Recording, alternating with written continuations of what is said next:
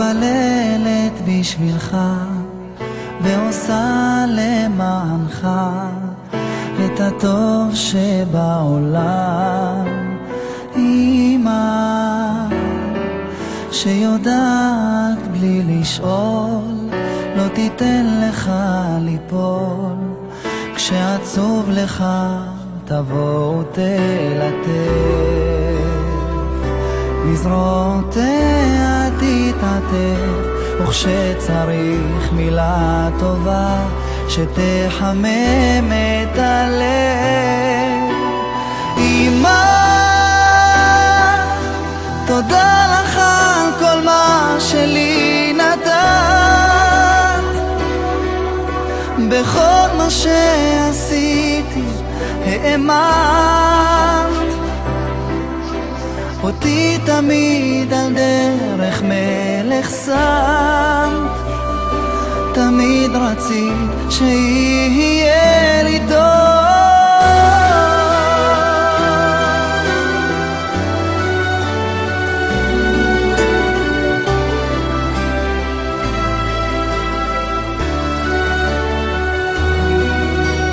אמא מתפללת בשבילך ועושה למענך את הטוב שבעולם.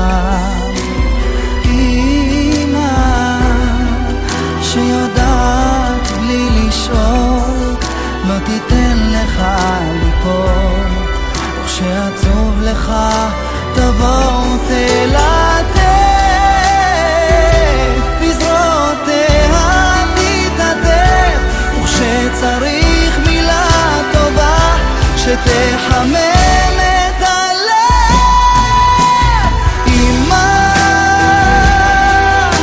תודה לך על כל מה שלי נתת, בכל מה שעשיתי האמנת, אותי תמיד על דרך מלך שמת, תמיד רצית שיהיה לי טוב. אמא, תודה לך על כל מה שלי נתת, בכל מה שעשיתי האמנת, אותי תמיד על דרך מלך שמת, תמיד רצית שיהיה לי טוב.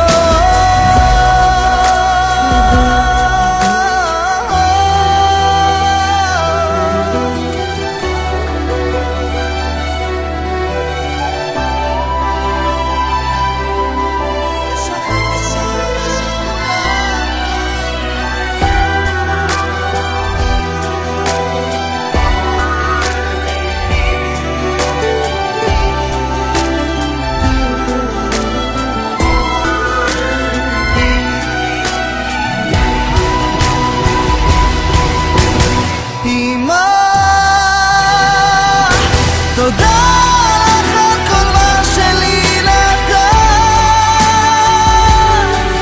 בכל מה שעשיתי האמנת, אותי תמיד על דרך מלך שמת, תמיד רצית שיהיה לי טוב.